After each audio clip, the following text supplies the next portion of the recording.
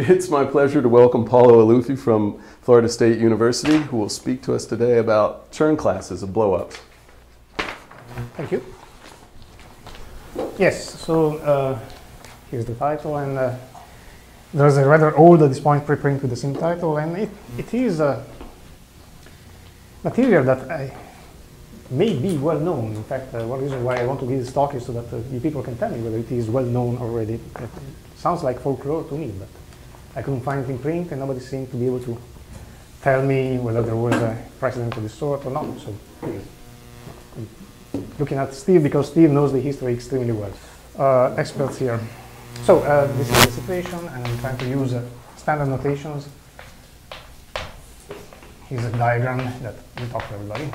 I have x and y non-singular. Maybe I should give names to these match I, J, F, and G. Y tilde is the blow-up of y along x. And the very simple question is, supposing you know enough about this, can you compute the Chern classes of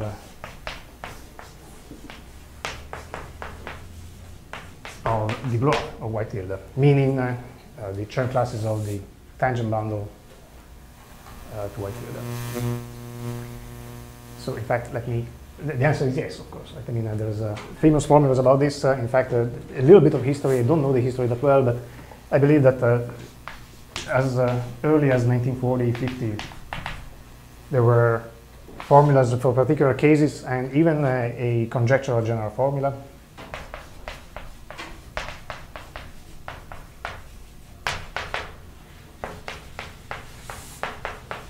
Oops, conjectural.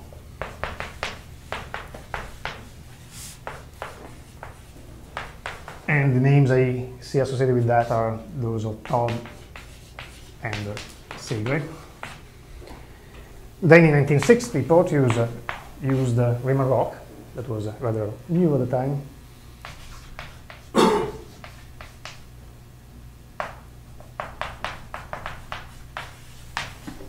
And got the formula, and then actually it doesn't stop there. In the 70s, Lascaux and Scott, in one paper at least, in collaboration with Mumford, produced an argument that is maybe a little linear, or at least closer to the problem itself, so without Riemann Roch.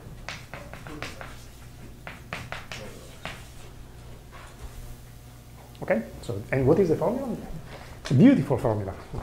Let me use the shorthand CX for the Chern classes of the tangent bundle of X, where X is anything, doesn't mean that necessarily. And then what do? You write the Chern classes of the blow-up. Well, it should be a correction of the Chern classes of Y. You should be able to pull back the Chern classes of Y, and they should agree with the Chern classes of y tilde away from the exceptional divisor. So there should be a correction term coming from the exceptional divisor that is a J over star of something. What is that something? Well, it should have to do with the Chern classes of what you're blowing up. That makes perfect sense. But then you have to specify how you really correct that. And what is this alpha? Where? This is the most beautiful part. And let me use zeta for C1 of O minus x tilde. I will use n for the normal bundle of x and y. Anything else? I want d because I need the rank of n. And then alpha is, as you probably all remember, right? It's 1 over zeta. There's a formal business going on. Summation from 0 to d of g upper star C d minus I n minus 1 minus zeta times the summation from 0 to d of 1 plus zeta to the power I g upper star C sub d minus I of n. Yep, that's what I remember. Right, right. I could never come to terms with this formula. I mean, there's nothing wrong with it, right? It's clear how it should be interpreted, because if you think of this as a formal polynomial in the end of zeta. If you set zeta equal to 0 here, then you get 0. That means that once you expand this out, you get a multiple of zeta, and that's what allows you to divide by zeta. And that gives you alpha, and then you plug alpha in that formula, and you're done. So this is exactly the way it's stated, I hope, in Fulton's book, section 15.4. Yeah, that's exactly the point. What if you don't have it here? I mean, what if you're on a train going from place X to place Y, you don't have your handy copy of it? Exactly. I mean, if you are, maybe most of you can do that in their head, but I can't. So for a while, also, it is a little discouraging that even if you want to apply it to a very simple case, you don't really see the structure of anything by looking at the formula. There's absolutely nothing wrong with the formula. If one had studied the material better than I have, then you would have in mind the derivation of this formula, which goes to rim of rock without the denominators, and once you study it really carefully, you attach meaning to this, and you may be able to remember it better and use it better. But somehow I was looking for something a little simpler. As an exercise, just imagine you are on the train going from, I don't know, Boston to Providence or whatever, and you have to compute the blow-up of the simplest possible thing around the simplest possible thing. What's C of P n tilde, where P n tilde is the blow-up of Pn along Pn, along some linearly embedded subspace of dimension n. So it's completely clear that the information is all there. There's no secret whatsoever. You just plug it in and get your formula. But the first thing I was going to try to do for you is to get to the point in which you don't need Fulton's book. I mean, 5 minutes from now, you'll be able to do this in your head. I promise. I mean, this is, yeah, that's one of my goals is this. The goals for these talks are,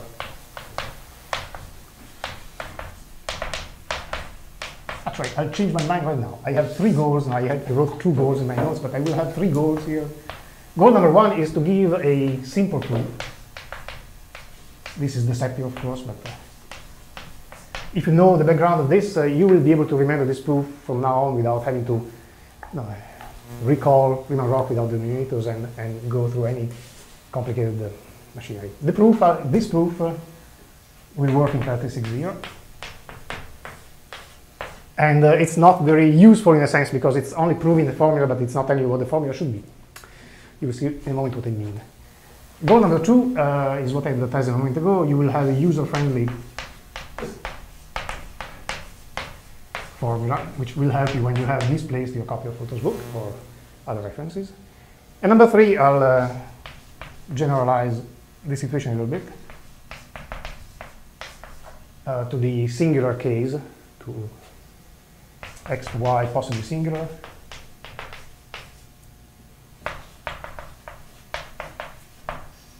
Provided that x in y is still a regular embedding.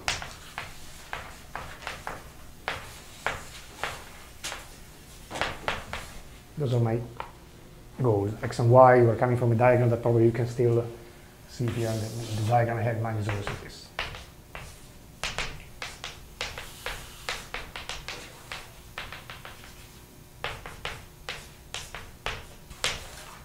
Okay. So this is more or less a digression, the first item here, but I want to do it because, well, after all, David is putting so much work in starting a journal on singularities, so I think we should defend the use of singularities in any possible way, and this is one of those pretty examples in which a theory that is really inspired by the singular world has no singular application. I erased the formula, now I'm in trouble, right? I actually have 3 copies of Fulton. We'll be all right. Okay, we are covered, I suppose. So number 1, maybe. Have you ever noticed that whenever someone tries to number things in a talk, it never works? I mean, there's that magic moment when you go from 3 to 7 or something like this. So I'll try to stick to 1, 2, 3, but I don't promise anything. Number 1, simple proof. You see, I mentioned that the last screenshot, you can still read it here, in the working out proofs that do not explicitly use Riemann Roch In fact, you read a little bit of frustration if you read the paper. In the last paper they wrote, they write something like, "We hope this is the definitive proof." Like, we don't want to work on this anymore. So this is, I think, an argument that was available to them if they had thought about it in the right way, because after all, this happened in the 70s, and this theorem was known in the 70s. So let me just put this on the board. It's just a small digression that I always like to point it out. And it is the following. So here's the proof.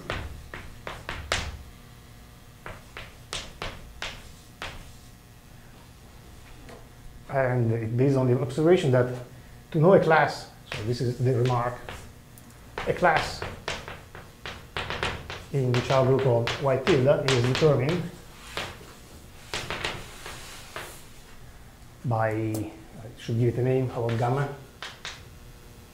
by its push forward to y and its pull back to j, by j upper star of gamma and f lower star of gamma. So this is a fact that, again, you learn in Fulton's book. I think it boils down to the key formula for Clay of Grothendieck. It's something that certainly has been known for a long time. So if I want to check that something like this, that you can still read beneath the eraser, works, I just have to convince you that it works after you put it back to the exception divisor and once you push it forward to the base. It's two things you have to do. Take this formula, put it back to the exception divisor, check it's correct, and push it forward to the base and check it's correct, and you're done.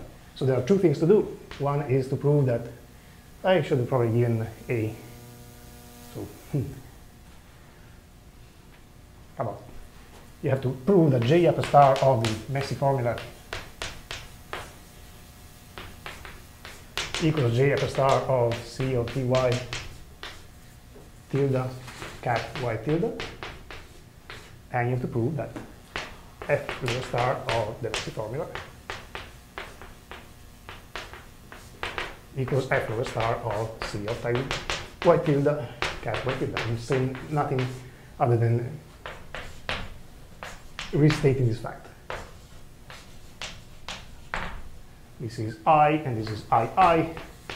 Exercise for the audience, which is easy and which is hard.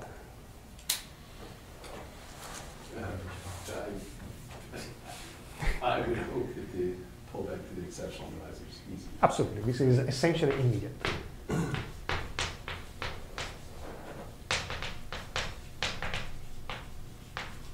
Meaning that it's just a manipulation of symbols, there's nothing going on. And that means that if the formula is not so easy to prove, this cannot be immediate, right? I suppose there must be a theorem there. Not immediate. But I'm going to make it immediate. It is immediate if you have in mind this beautiful theory of characteristic classes for possibly singular varieties that goes under the name of Schwarz/McPherson. So use McPherson's natural transformation.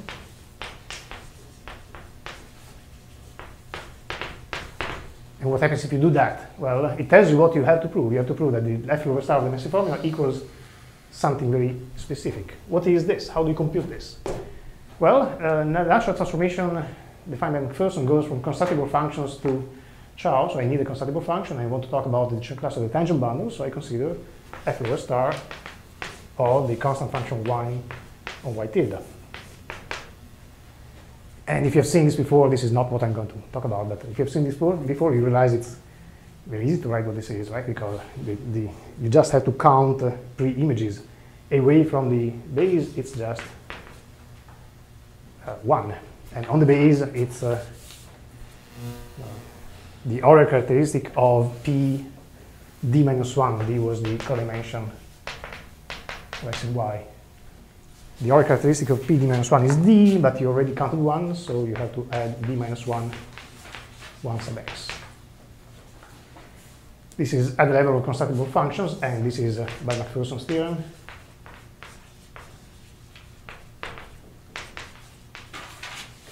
Going to be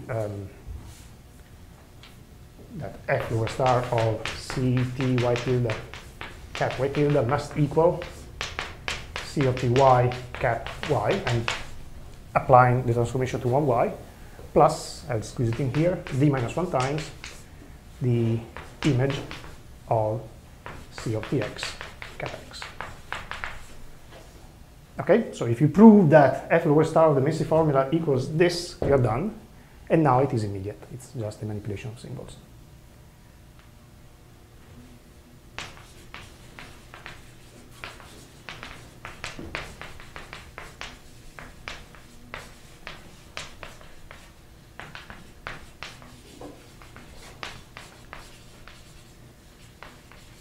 Okay, end of part 1. This is more or less a digression, but I kind of like this fact. I mean, Macpherson's theorem was published in 1974, so if people had thought this way, then there would have been another argument for the formula. And what's bad about this is it doesn't tell you how to come up with that Messi formula, it just tells you that it must be true. Also, I hope I keep this in the back of my mind, but then why is this hard? Where is the hard part? It's all squeezed into this, right? Into the fact that you have a natural transformation from constructible functions to Chow, and there are many arguments for that.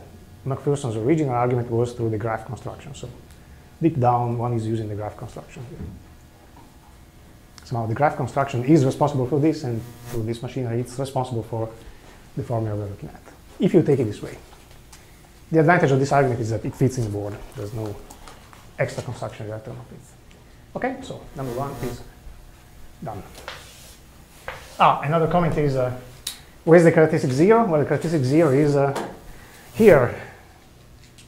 I don't know of any version of Macpherson's theory that works in positive characteristic. In fact, it's easy to produce counterexamples to obvious statements. It's a subtle business. So I don't know if this argument can be extended to arbitrary characteristic. The formula holds an arbitrary characteristic. You said that this argument doesn't give you any way of coming up with the Messi formula. Well, so that means in general, if you have J upper star, what you know that you want for J upper star, what you know you want for F lower star, there's no good way to go backwards. And honestly, I've never tried, but the formula looks messy enough that I wouldn't want to try. Yeah. Probably there is a way to get there, but I don't try. Anyway, that was not the user-friendly formula. It was just a digression to advertise the use of a singular tool in a non-singular environment. Nothing is singular yet. Maybe I should not make a digression because I had built up the expectations of being able to do something like the Chern classes or the blow-up of Pn and of Vm, and I promise that 5 minutes from now you'll be able to do it. And I'm not forgetting to write 2. I think I can erase this, that's fine. Well, here it is, the user-friendly version.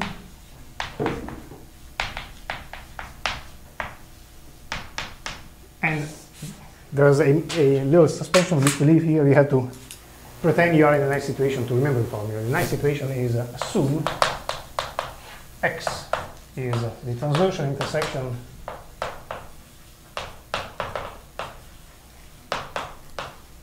of non-singular hypersurfaces Z1 through Z. That's my main diagram. Remember, the codimension of x is d. I assume that I'm in that beautiful situation of complete intersection. I can write x as a transversal intersection of d non-singular subvarieties of y of codimension 1. Then,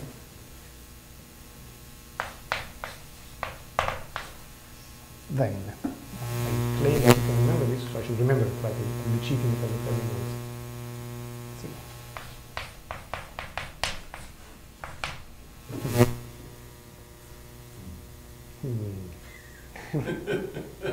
Well, maybe I'll cheat a little bit, but maybe not.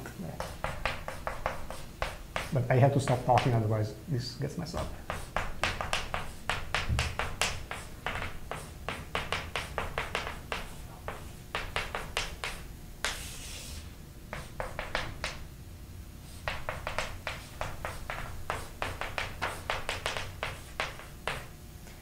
Or, of course, multiply by.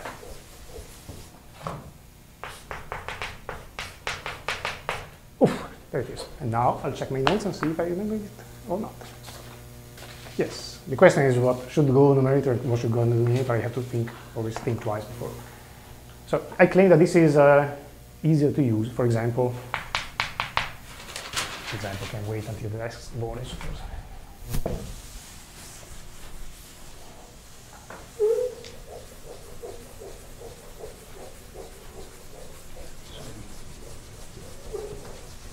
So there are some Chern classes. What is this here? Oh yeah, these are common abuser notation. I write 1 plus z for the Chern class, so OZ cap z. So it's the normal boundary of the hypersurface. It has C0 and C1. And yeah, you expand this formally, multiply, and I claim that the two will be the same. Yeah. So for example, take y equals Pn, x equals Pn. This is precisely the situation in which I have a complete intersection. All the zi's are H hyperplanes. I'll use H for the pullback. I don't want to write too many f upper star. And then the formula tells me that C of T Pn twiddle equals, well, 1 plus, I don't like x tilde for exception divisor. Let me write E for the exception divisor. Just, why not? 1 plus E, 1 plus H minus E. How many do I have? It's the codimension, so it's n minus m divided by 1 plus H to the n minus m. And then I have to multiply by the Chern class of Pn, which is 1 plus H to the n plus 1. So there it is. 1 plus E, 1 plus H minus E, n minus n times, and what is left is 1 plus H to the n plus 1. This is exactly the messy formula, so it's not so messy anymore, right? You have all the classes looking at it.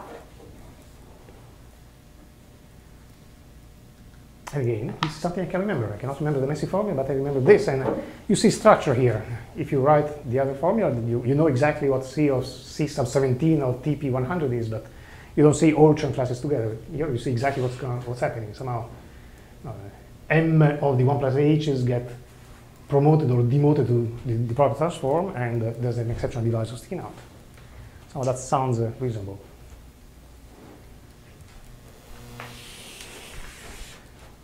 So this is easier to remember, number 1.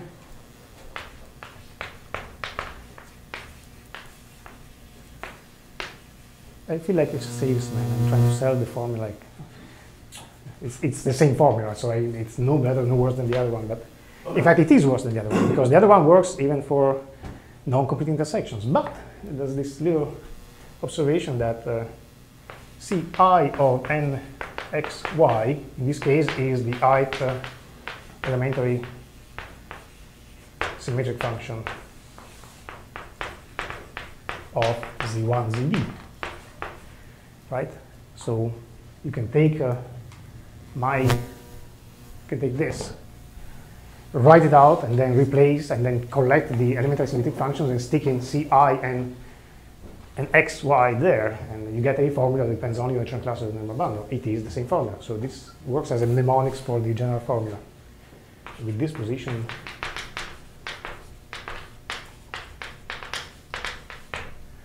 the user-friendly version is the same.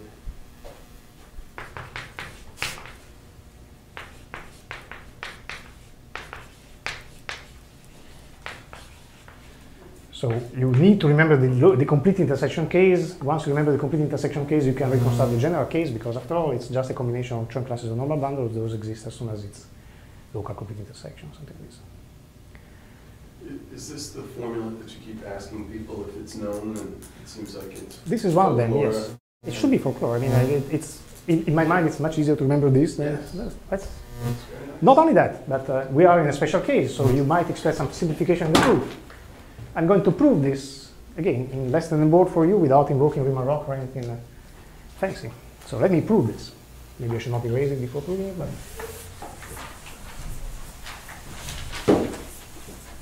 So, point number 3. The proof is almost trivial. Forbidden word, of course. Here's the proof. It requires a little bit of work to just establish a very simple fact that is in the situation we are in.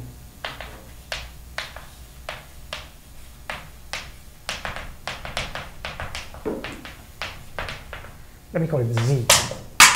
Well, Z being Z1 union not union ZD. This is a divisor with a simple normal crossing. And easy observation. Z tilde consisting of the exception divisor union the proper transforms. Let me just write Z1 tilde ZD tilde.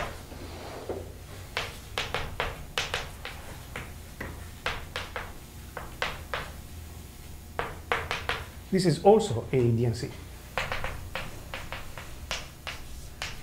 Right, I'm pushing my formula out of the board, but I will recover it in a second, so I don't feel that bad. Now, easy observation number 1, easy observation number 2.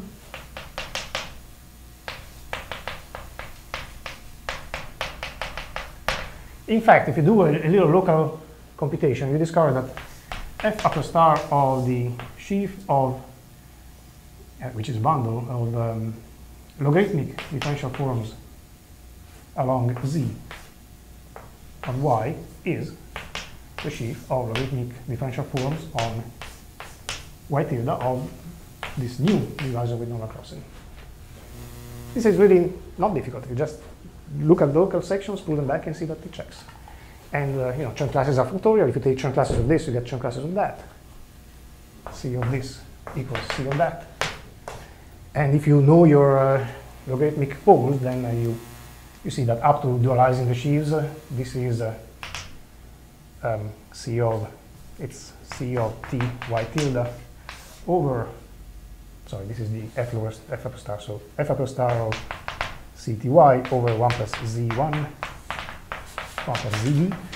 This is a well-known formula. The Chern classes of the dual to this bundle are just given that you twist the Chern classes of the tangent bundle by dividing by the Chern classes of the components. And here you have similarly C of ty tilde over 1 plus x, that's one component, 1 plus z1 tilde, 1 plus zd tilde. I think I forgot some f upper star. I forgive me about this. This will do. There you go. End of the proof. No Riemann Roch, right? But it is a special case, of course. Still, it's a strange situation. You don't use the big tool because you're just shooting for a special case. But once you have the special case, then you can write the general formula because it just so happens that this will recover the general formula.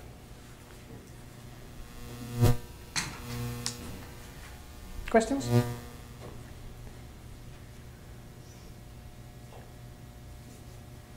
No, it's too easy.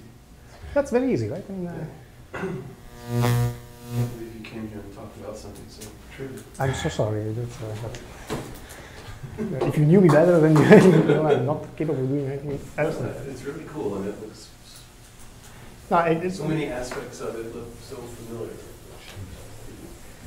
You're very kind, of course, but no, what I appreciate is that this I can really remember. And after all, if I'm trying to work out an example, again, put yourself on a plane, you don't want to, you just have a pad in front of you, you want to work out an example, then usually complete intersection is enough to work out an example. This gives you access to the classes immediately without any complicated machinery.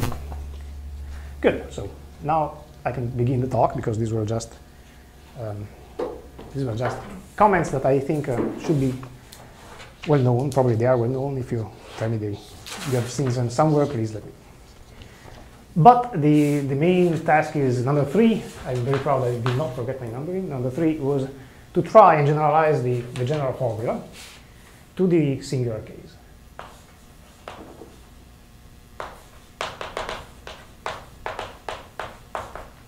At this point, it's not the messy formula or the easy formula, it's just the formula.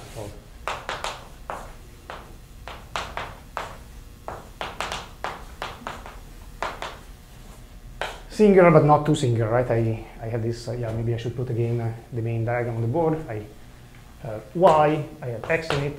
I'm not assuming that x and y are non-singular.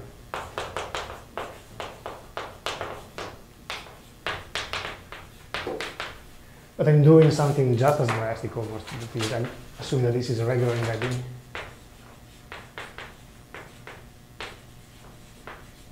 So it has a normal bundle. It's a very friendly situation after all. Here's y tilde, here's x tilde, j, f, g, y tilde is the blow up.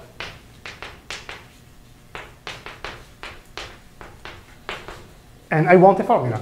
A formula for what? That is the question, right? I think it's time to, since now I'm starting the talk, I should get rid of this. Turn off the air. No, it's just I get so Excited. exactly. That's thanks. How do we see number 2 here? Number 2, by a local computation. You have, Local? yeah, local, because you can put one inside the other and then just check that locally they match. Okay. Yeah. That's how you compute the big one itself of the blow-up. Hmm. It's easier with a log C in there, is that what you're saying? Yes, it's easier because it's on the nose, right? It's just the upper star equals sheaves. If you do it at level without the logs, then you have a sequence and you have a remaining term whose Chern classes you have to use in order to evaluate. At least that's my usual, the way I know about it. Is that right? I mean, if you Z isn't the center here. no, Z the just divisor. Z is a divisor of normal crossing, and what is key here is that X is one stratum of the divisor with normal crossing. Oh. That's you need that for number 1 to work, for this to still be a divisor with normal crossing. What's hidden behind here is that it's a useful fact, and again, everybody knows it, I suppose, but every now and then it pays off to point this out. Take this alone, and you have the Chern classes with the cotangent bundle. What are these? Well, this would be the Chern classes, in the sense of McPherson, of the complement of the divisor with normal crossing. Does that make sense? I mean, McPherson associates to every constructible function a Chern class, a class. If you take 1, the constant 1, then you get the dual of this. You get the tangent bundle to y. If you take the function 1 over the complement of the divisor with normal crossing, 0 along the divisor with normal crossing, this is what you get. That's useful, useful little thing to know. And in fact, that, yeah, I've used that many times. That's a sense in which inclusion-exclusion works for these classes, which is one reason why I suspect that something like this, like the first argument I gave, could be extended to positive characteristic, because while the full functoriality of McPherson classes doesn't work as far as I know in positive characteristic, and there are counterexamples for simple formulas, the inclusion-exclusion part of it does work. So there may be a way to simplify things that way.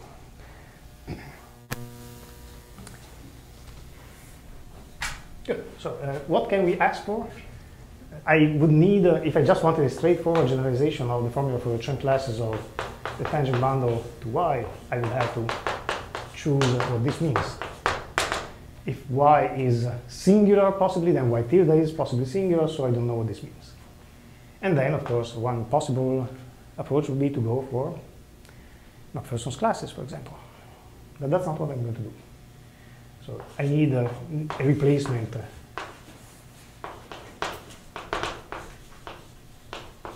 I had to change the target, that's what I mean. I cannot shoot for this because this is simply not defined. I could try to find some replacement in the sense of finding some other class defined for singularities that agrees with these for the non-singular case, but that's not what I'm going to do.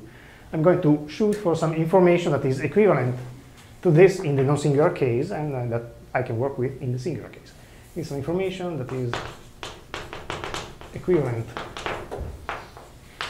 I'm sorry, I keep killing your chalk. It's one of those things. It means it's breaking. Yeah. It means it's human. Probably committing suicide because I'm talking or something like this. some information that is equivalent to this in the non-singular case, and makes sense in the singular one.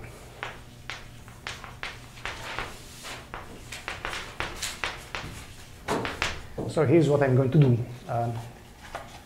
Under this hypothesis, without any singularity or non-singularity assumption, I can assume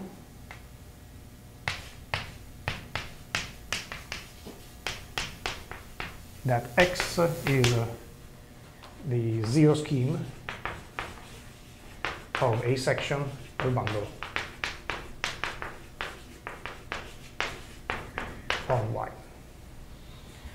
The problem is that this section may be very bad.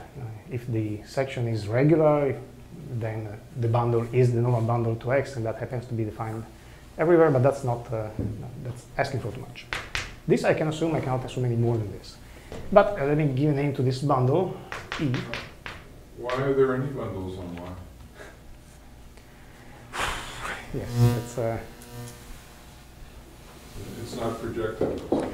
I'm sorry, yes, I have this blanket, I'm sorry, I'm never precise enough, but yes, I'm assuming that I'm in projecting environment, or at least, yes, I have bundles, and I apologize profusely to the audience. Yes. Under convenient projectivity assumptions. I think this is true of every single talk I've ever given. Make it true by increasing the hypothesis sufficiently. I never said whether these things were irreducible, reducible, or things like this. I'm waving my hands as much as possible in the talk. I hope I'm being precise in the paper, but catch me, absolutely. This is what I want to assume. I want to assume that X is the zero scheme of a section of a bundle on Y, and what I'm going to shoot for is really the following. This situation gives you an embedding of Y tilde in the projectivized bundle of E. And this is a regular embedding if X and Y is regular. So I'm going to shoot for the Chern classes of the normal bundle of Y tilde in PE. And why not? I mean, the point is, this situation you have in any case. If you have this and you know E, then it's straightforward to recover the Chern classes of the tangent bundle to Y tilde. So in the non-singular case, this is really equivalent information so long as you know what E is, essentially, and if you have the Chern classes for Y and so on. But this is defined in any case. So this is my goal, to get these. So it is straightforward to check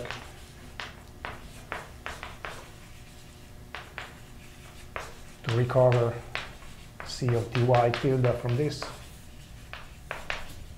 when Y tilde is, when Y is singular, non-singular. When X and Y are non-singular.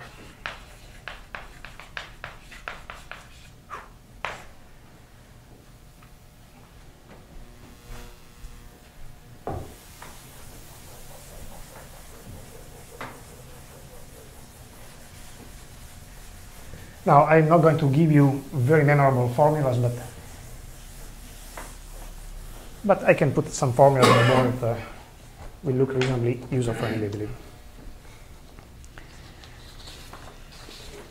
So, in fact, I think what I will spend most of my remaining time is to give you a statement of this. And here I may need your help. The paper is not published yet, so I can make as many revisions as I want. I am not too satisfied with my statement of the result. I'm very satisfied if you are in this beautiful situation in which this section is regular. So let me give you statement version 1, first version. In fact, for the purpose of making a more general statement, let me assume that you are in this situation. You have a bundle N over Y inside E, such that X is in fact a zero scheme of a regular section of N. So assume you have N inside E, vector bundles in Y such that X is the zero scheme of a regular section of N. And one reason why I want to have this is that I want to have a name for the co-kernel of this. I'll call it C, C as in co-kernel. Maybe I want to hat all these guys. Yes, I want to have N hat here and C hat. Let me tell you right away, I mean, what's nice about this situation is that these are bundles on Y, on the large thing. No, this is the diagram that you should keep in mind. I have bundles in here that tell me everything about X. And it is a fact that if you take N hat and restrict it to X, then you get the normal bundle of X and Y. So keep in mind for a moment, and then let me actually state a lemma, which is all the content that I want to put on the board for this case. Let me see. Yeah, so observe that by the same token I was recalling over here, you can put y tilde in Pn. So you have this situation, y tilde sits in Pn, it sits in Pe. These are all regular embeddings.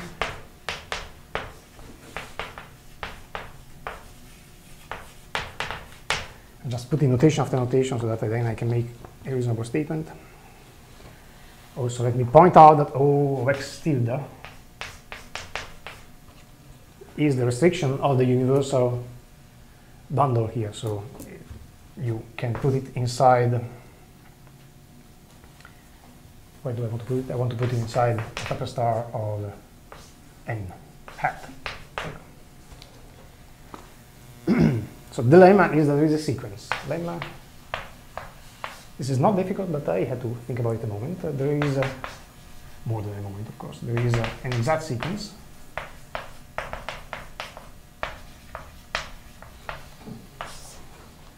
Linking all these things together. So 0 will go to the quotient of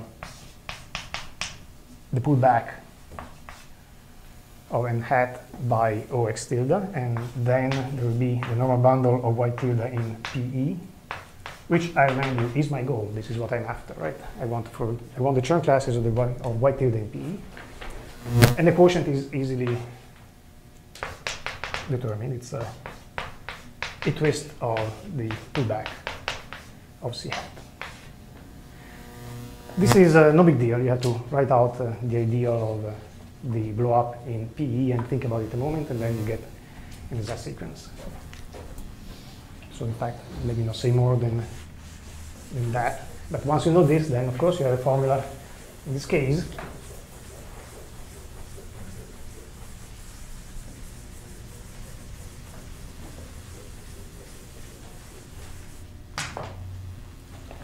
so as in simple corollary, you get a Chern class formula, which holds in a special case. So it sounds familiar, I hope, because it's very much the same philosophy as before. There is an easy proof of this formula.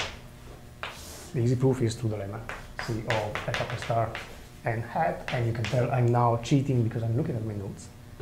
But I could look at the other board because the content is there. F upper star C hat, tensor by O minus X tilde, and then divide by C of O X tilde.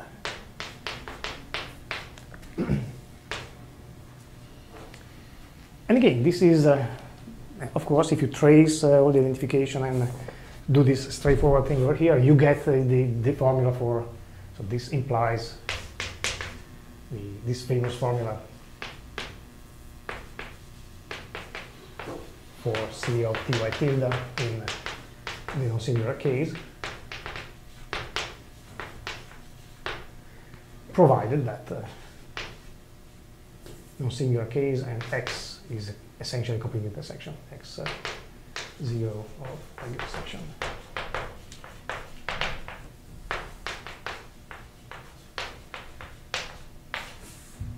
Okay. The question is, what do you do when this doesn't hold?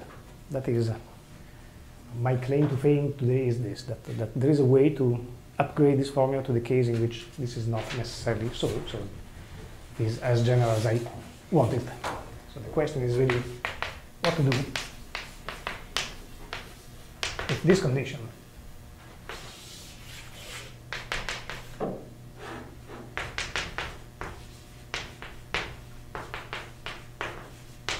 You see, there is a problem, right? How can you possibly even write that formula? And hat, suppose you don't have and hat, what do you do with this? What do you do with that? These are clear, but these guys are bothering me. I don't have something defined over y, so I stop as soon as I write this. I don't know what to do. Now I'm going to tell you what to do, and it's possibly the first thing you would think of doing, but again, it was a little surprising for me to figure out that this works, and there should be a better way to talk about it. So here's what to do. So again, I'm assuming that X is zeros of a section of a bundle. And I keep specifying where the bundle lives because that's the whole point. On the other hand, I'm in the regular embedded situation, so I can give a name if I want to the normal bundle of X and Y. This is a bundle on X.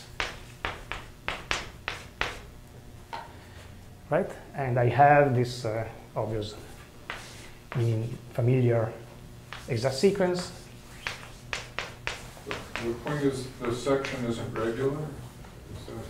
Yeah, the point is I don't know anything about the section to begin with. Yeah. Would you know what to do? I mean, I'm really curious. What I end up doing seems a little strange, but there may be better ways to talk about it. This is exact. But again, is a sequence of bundles on X. So keep in mind that this is a way to define C, right? Can you just pull back from the universal situation? That's probably what happens. Can you formalize? Is there an easy way to formalize that? I mean, that's exactly what it feels. Fulton's whole method. Well, I thought through that way, and I couldn't really make, I mean, the result will be exactly that, but I want to talk to you about it, if you can clarify how this really would work.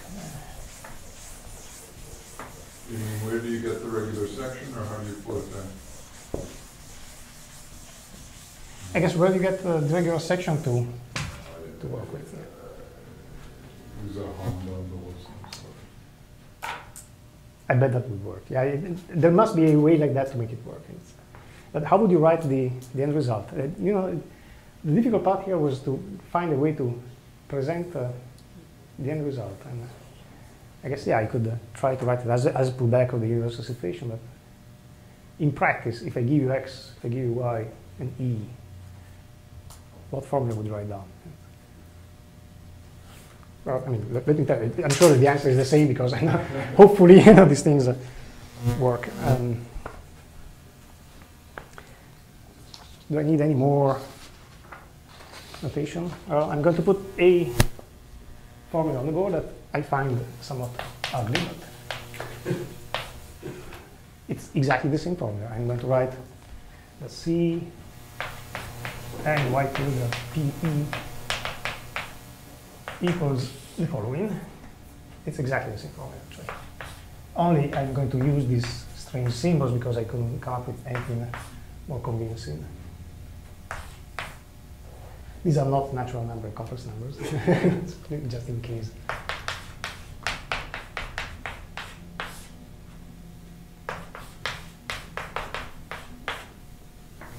So what do I mean by this?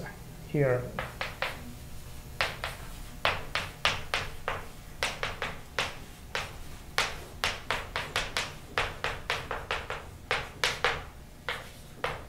this is a rather imprecise way to talk about it, so let me explain a little better what I mean by this. And it's the following. Maybe a better, yeah, let me write like this.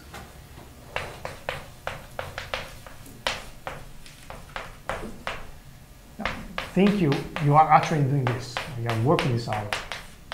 Then you would write this as a formal expression, and the way you would do it, if you're like me, is pretend first of all that x tilde is not there, so you write C of n C of C, and then there would be some correction term which would carry x tilde. And in the beginning, I was using zeta for the Chern class of O minus x, so I'll keep doing that. And here you will have some messy formula.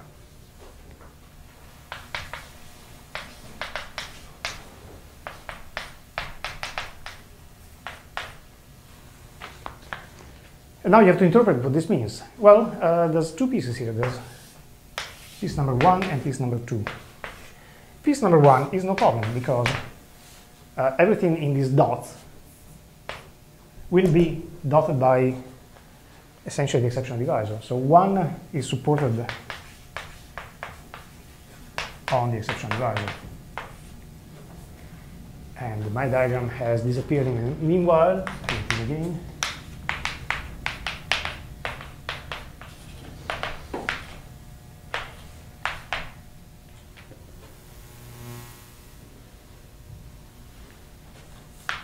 Right, so here, G upper star of n and G upper star, let me write, n natural number equals G upper star of n normal bundle and C complex number equals G upper star of C bundle makes sense. Right, so in this sense I mean I evaluate pullbacks. Pullbacks through the leftmost map in this diagram. So these make sense. Which means that you can make sense of this term. Just give, replace every occurrence of n by G upper star of n and every occurrence of C by G upper star of C. The question is what to do with 2. And again, I've talked too much calculus, I suppose. I asked things to the audience. What do I do with 2? What is 2? There's a big hint on the board. What can it possibly be? And the hint is here, no. See, n C of C is C of E x. And these poor n fancy and fancy C are trying their best to be extensions of n and C, so their product should try its best to be an extension of E restricted to x. So there's E as an extension of E restricted to x. So I prescribe, I demand that this set it equal, I want it to be C of E.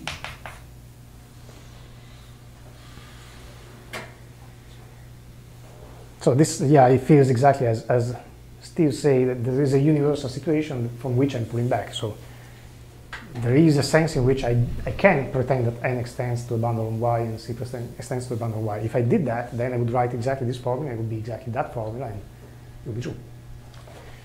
But as I say, I'm not really satisfied with the way I'm stating this. So the claim is that this is correct. This gives the right formula. And the next claim is that I only have 2 minutes to say something about it, and I want to say something about it. I think we started 5 minutes late, especially if you included my dinner interruption. So you get 5 minutes extra for that. Yeah, let me just tell you, the way I approach this, and it is straightforward, probably just as straightforward as any other way would be.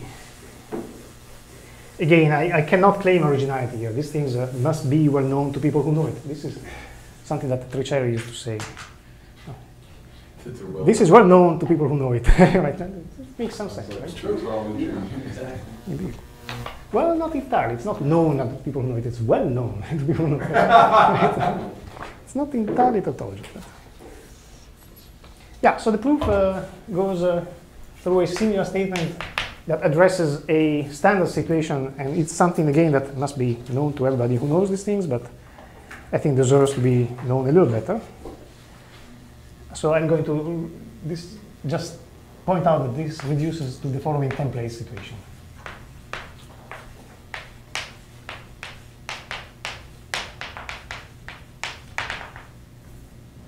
Now, what Steve told me bugs me, because this must be what I'm doing.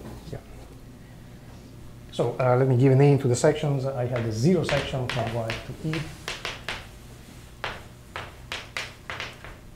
I have S, that is the section that defines X.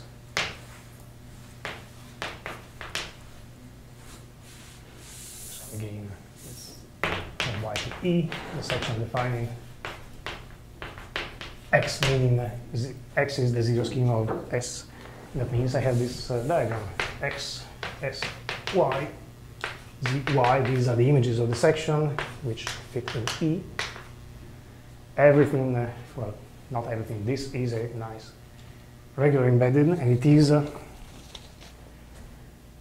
the zero irregular section. So,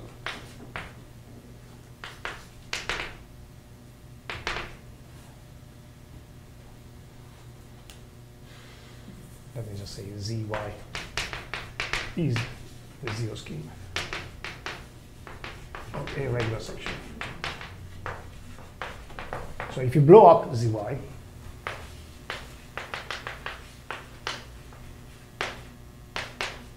down here you can use the easy case that was on this board.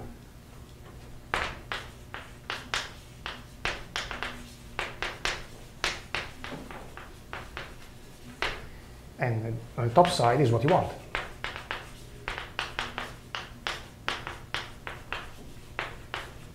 Because if you blow up along zy, that blows up x inside s of y, which is a copy of y. So in this sense, if you know the easy case, then you might be able to recover the case you want. But you have to understand diagrams like this a little better than what I believe the standard literature gives. And this will be my last board, I promise.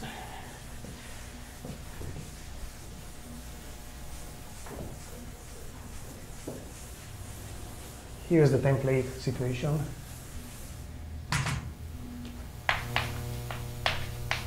I will just change the letters a little bit to put myself in a situation that does not entirely remind us of the blocks, but I still have x inside y, y is inside z, w is inside z, and x is inside w.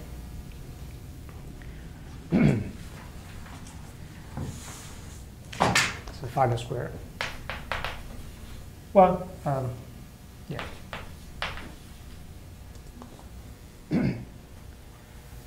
I want z tilde to be the blow up of z along w. You see, there are two extremes. So what am I after? I'm after, yeah, I mean, one more piece of notation. Y tilde is the proper transform of y, that is the blow up of y along x. What do I want? I want the classes of the normal bundle of y tilde in z tilde. Now, if you think about it a moment, this diagram is a particular case of this, and this is really what you're after. And there are two extremes.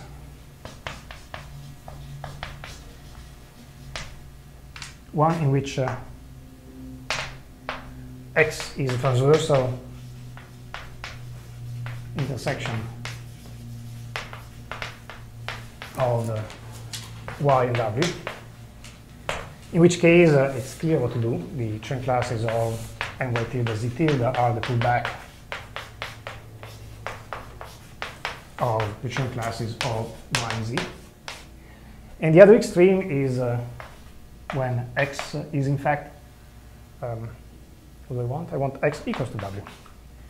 That is when y and w really don't intersect very transversally. And in this case, again, you look up, I think it's, again, Fulton's book has it in appendix B point something. In a good day, I can remember exactly the section, but you look up. It's, again, the pullback. I should be blow up. I think I have F as I blow up. You blow up, you pull back and YZ, you tensor it by the exceptional divisor, and then take Chern classes. I mean, this holds, these formulas hold at the level of bundles, even before taking Chern classes. The question is, what happens in between? You need the in-between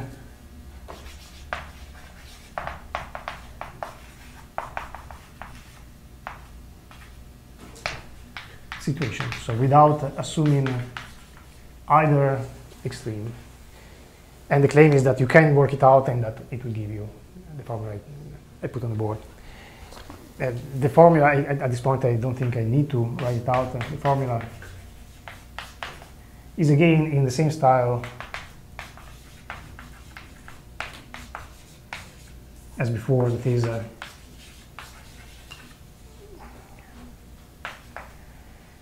you will have a fictitious bundle and another fictitious bundle, and you don't know what the Chern class of one and the Chern class of the other are, but once you multiply them in a certain way, then you can interpret the terms, and the formula holds with that. This would require more time than I want to put into it and than I have to explain better, but again, this should be folklore. This situation shows up all the time. The case in which x is what you're blowing up, your x inside y inside z, blow up x in one, the normal bundle of y and z, of the Paolo transform is totally classical. The transversal case is also extremely easy. The question is, what if you're not on either extreme? Yeah, so I think I will essentially stop here. Let me point out that, again, if you go, as in my section 1, through McPherson's natural transformation, you're really using the graph construction. If you go by Riemann-Roch, how do you prove Riemann-Roch? Well, graph construction, right? What about here? Well, in this last thing, which seems rather innocent, I use the graph construction. I cannot get away from the graph construction. So that's really the theorem there. Anyway, if there are no questions, I'll stop here.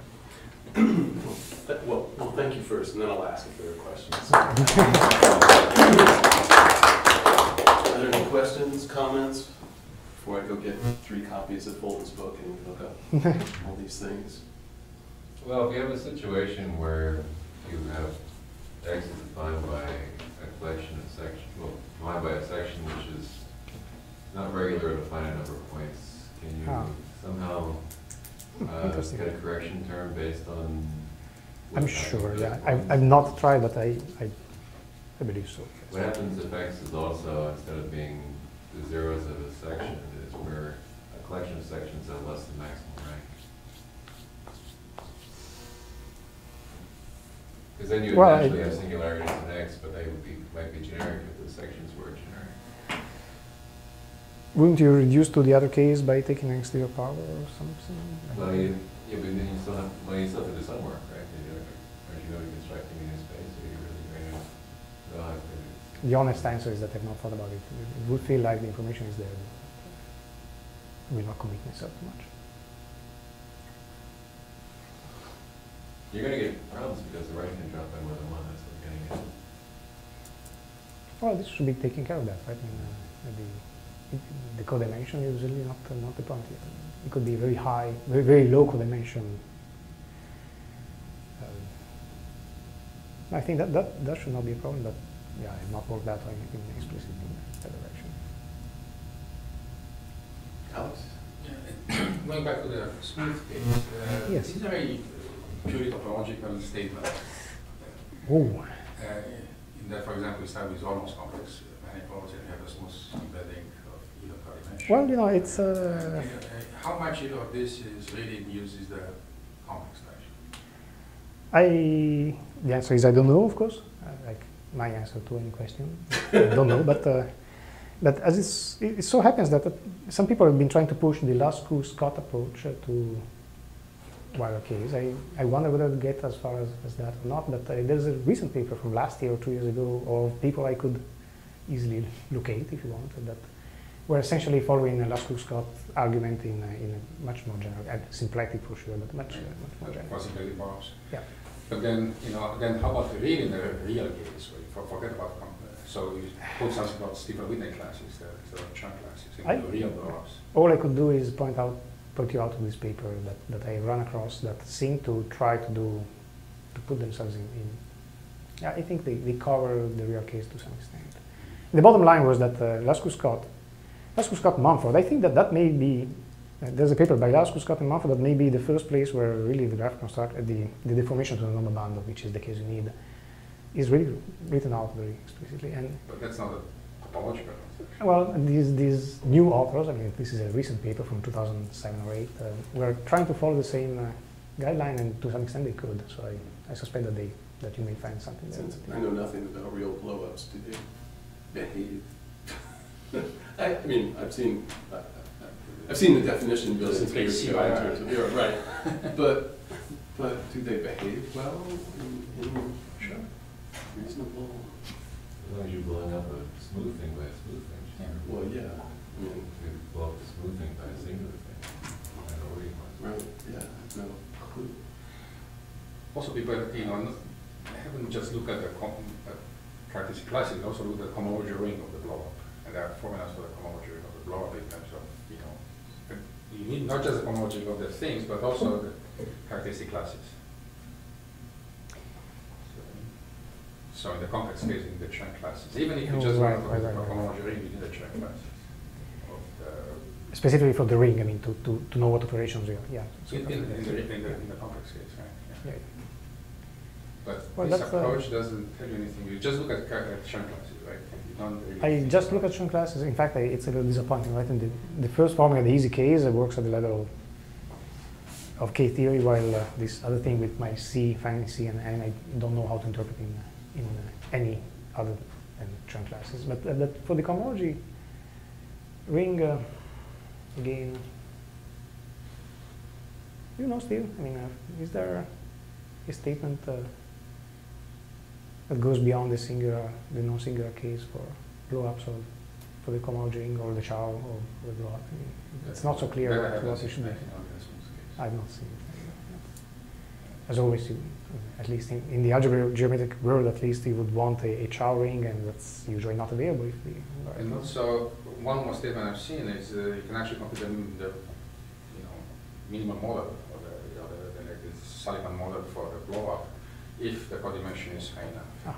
No, I know nothing about that. But again, it's not the case. Okay. So anybody try to do something. That I do. That's interesting, but I don't. As I say, my standard answer to any question is I don't know. I can say that with total sincerity. Yeah. Any other questions or comments? Well, one thing I'm just curious about is reading over the abstract, it says, the new approach relies on the explicit computation of an ideal. I didn't really see where ideals are coming in here. In my little lemma over here, where I was, I think it was over there, was dealing with the case of a regular section, then earlier after a normal bundle, and I get that out of the ideal. You just realize the ideal of the block in POE, and out of that get a normal bundle. So it's really the computation of the ideal that gives me the normal bundle. It's not very exciting. There may be better approaches in any case. All right, well, why don't we thank the speaker again, and then